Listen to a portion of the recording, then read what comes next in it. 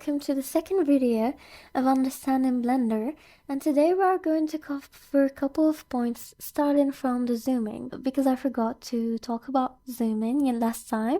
So for zooming, which comes naturally to the point I forgot to talk about it, if you have a pad, you of course going to pinch.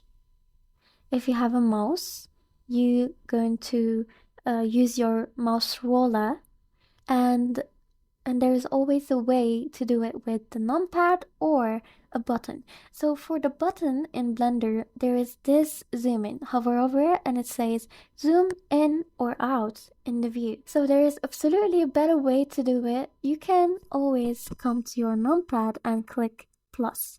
So plus plus plus is gradually zooms. Of course, if you click for too long, it's going to zoom fast, but the plus is always suitable if you are trying to get just a little bit of a zoom, not too much. Of course, you can use the minus to zoom out. So zoom in with Z plus, zoom in with plus, zoom out with minus. The thing that we came today to talk about is the cursor.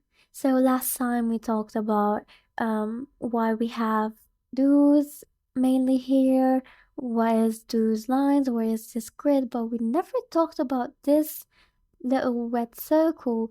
And let me hide this cube. So the little point that we are talking about here is the cursor. So I like to think about it like the gravity center of the world.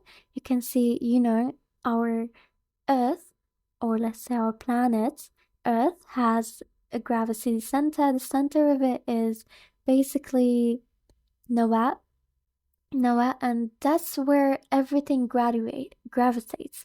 We all gravitate toward that point. So here it's not very similar, just a metaphor.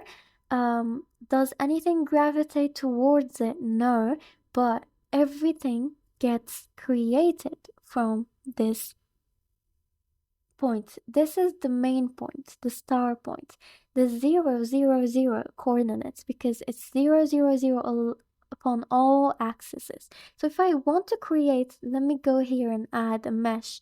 It's going always to appear in the center. Let's add a cylinder. It's in the center.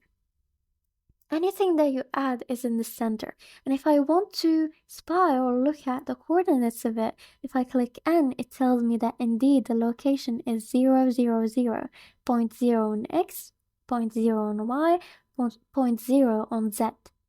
So similarly to the word having the special point, the cube also has its own special point, which is called the origin.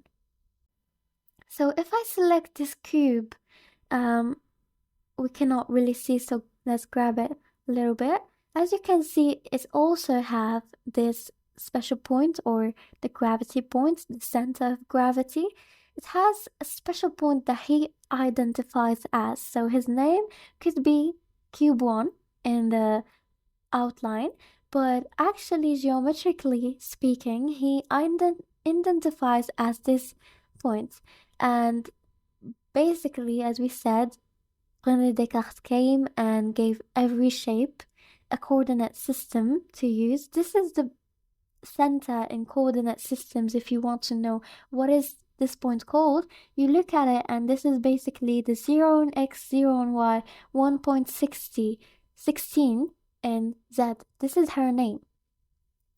So I can interact with origin. I can interact with the cursor, the point, using another point. I cannot interact with the whole cube, but I can interact with the origin, the point. So if I want to go to the cursor, like I moved my objects here, so it has a different location now, but if I want it to go back to the origin, there's a lot of ways to do it. First, of course, you can come here and make it 0, because we already know that this cursor name or coordinates is 0, 0, 0.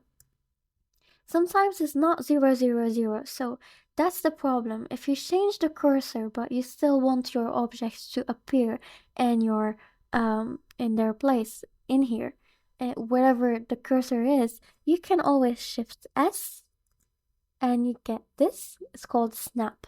So snapping does it spawns. Let's say it spawns the object selected towards a defined position on the word. Defined position by what? By a point.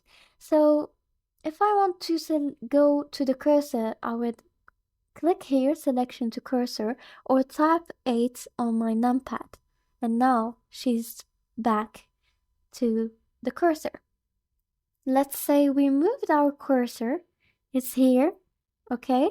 And we want the cube to follow the cursor, just as selection to cursor. Now she's in here. So what if I want to snap my cursor back?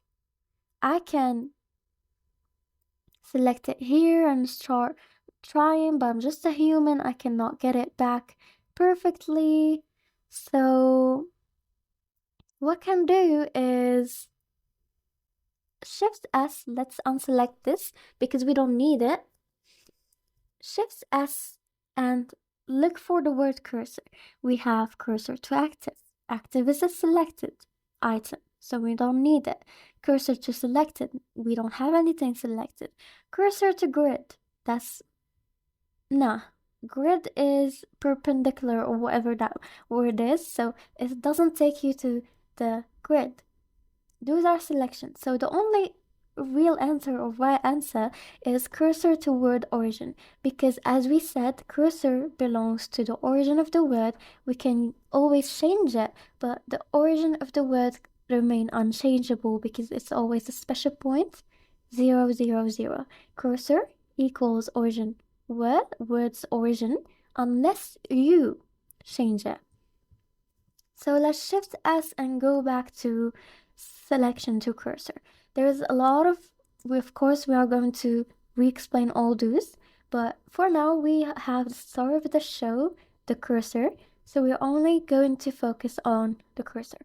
So one thing is, as you can see, it's better and it's a good act to leave the cursor where it is, but yeah, sometimes you have to change it, and sometimes you change it without like intending, and that's because you suddenly or mistakenly or not on purpose click shift spacebar, shift spacebar. Now whatever you click is going to drag the cursor around, and of course if you want to get it back, shift S, cursor toward origin.